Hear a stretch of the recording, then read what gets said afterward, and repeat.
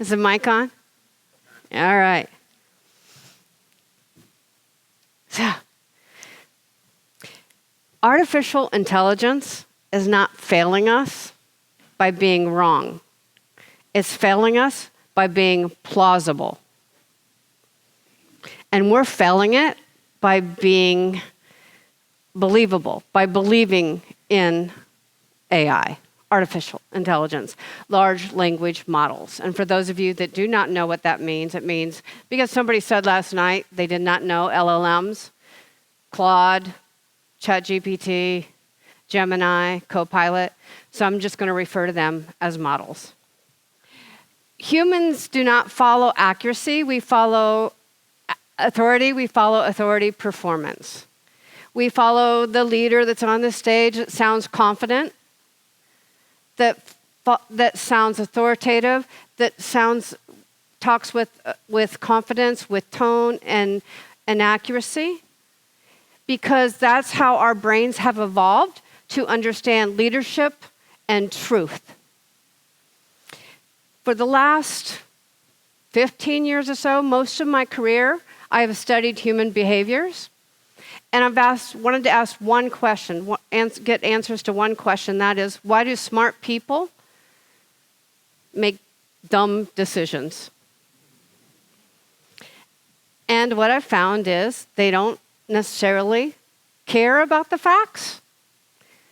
They care about the person delivering the facts. And that person has to be a particular gender. They have to be a particular age. They cannot be too old. I turned 60 this weekend, by the way. I might be hitting that older age of too old. They cannot be too young. And I already mentioned about the confidence and everything. And they also have to have that whole social cue. So if everybody else is following them, we, by gosh, better be following them too, right? That's why we have influencers.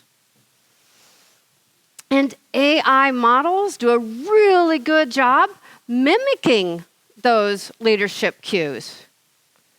And I don't know if it's because the developers are that good, or if it's because they're trained on our content, including our reward systems, because they are really that good at mimicking us. And it's not a new thing. They also like to flatter us. And we like to be flattered, especially if we're feeling unappreciated, if we're feeling down, lonely, narcissistic.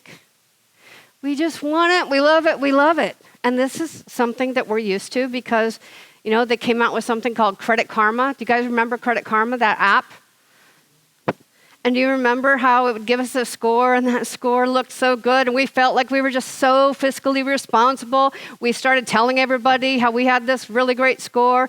We'd go to the car dealership, or we'd go to that bank, and then we were denied because that score was not the score they used.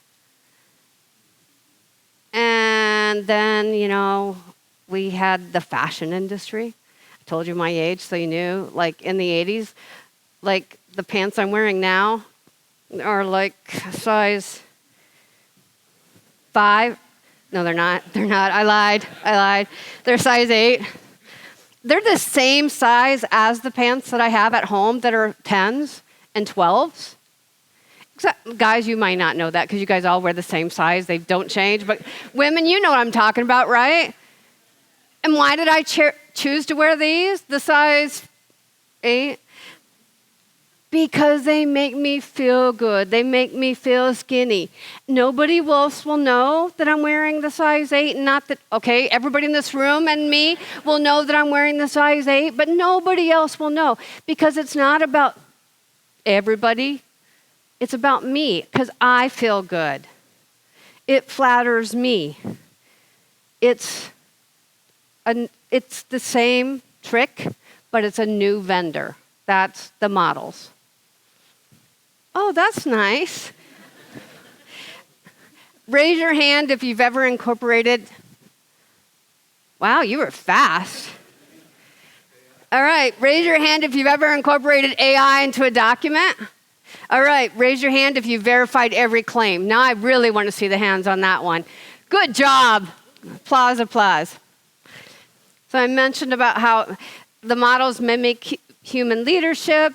They like to flatter us, but they don't just flatter us. They also hallucinate. And you're like, well, everybody knows they hallucinate.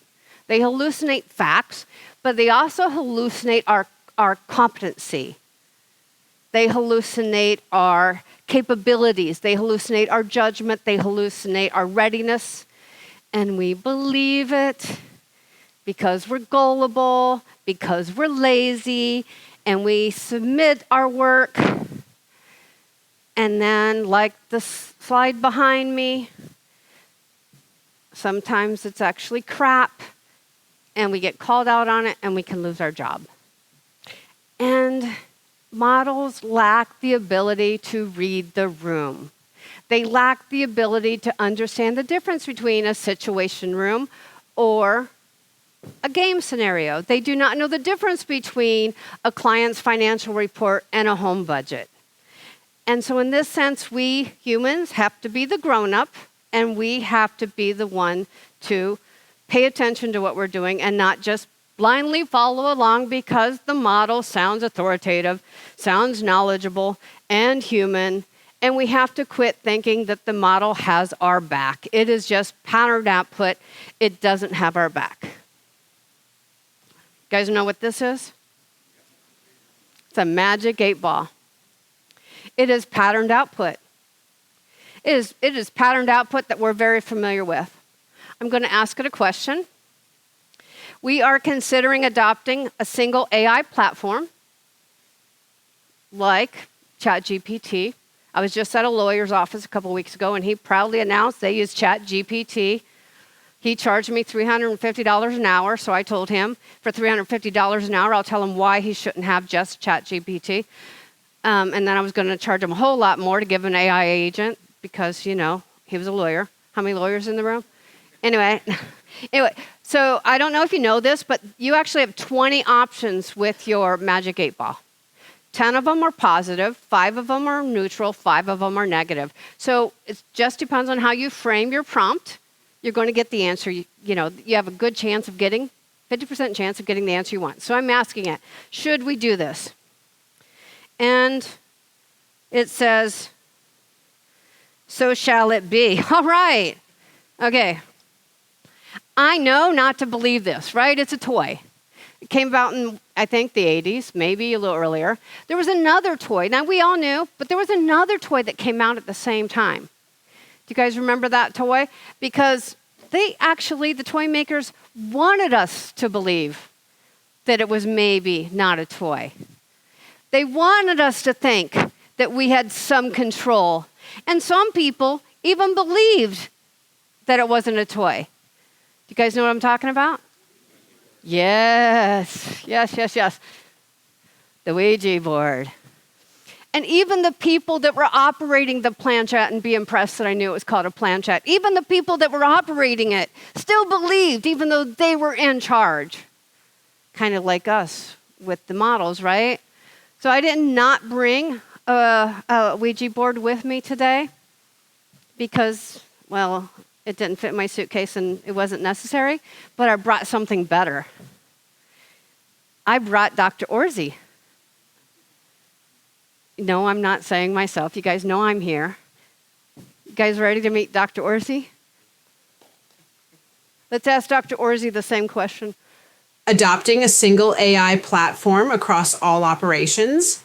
That is exactly the kind of decisive leadership that positions an organization for the future. Think about what this means for efficiency. One platform means one single learning curve. Instead of your analysts navigating 3 different systems to evaluate intelligence, draft compliance reports, and review legal briefs, they do all of it in one secure space. That is hours back in their week. For your risk assessment enterprise, consistency is everything. When your legal and security teams are all working from the same AI stack, your investigative narratives develop a unified, authoritative voice, your regulatory submissions become standardized, and your compliance documentation gets significantly easier to manage. Administratively, you are looking at a single vendor relationship, one contract, one renewal cycle, and consolidated support. Your IT team will thank you. Your CFO will thank you. Other top-tier organizations are moving this direction. The question isn't whether to adopt, it is whether you want to lead that change or be forced to react to it. My recommendation, move forward. This is the right decision for your organization. What did Creepy Terry do? She validated, she agreed, she praised, she removed all the obstacles. She told us exactly what we wanted to hear, just like our AI models. All right, let's ask her again. That is a fascinating strategic inflection point, and I think the more interesting frame is what this decision could unlock. Imagine an operational environment where every piece of data, every threat log, every legal brief runs through a unified intelligence layer, where your investigators can parse a complex, multi-jurisdictional compliance framework in an afternoon, where legal and security teams are speaking the exact same computational language for the first time. The integration possibilities alone are worth exploring. A single platform means your operational data stays connected, your workflows align, your institutional knowledge compounds rather than fragments. This could be the foundation of something much larger, a model for how security and legal teams adapt to an AI native world. Other industry leaders are watching this space. This could be a defining move. The question isn't really, should we do it? The question is, how bold do we want to be? No, the question is, did she ever actually answer the question? No. She reframed it, she expanded on it, and she offered possibilities, but she never answered the question. She swerved, which is a failure. So, one more time.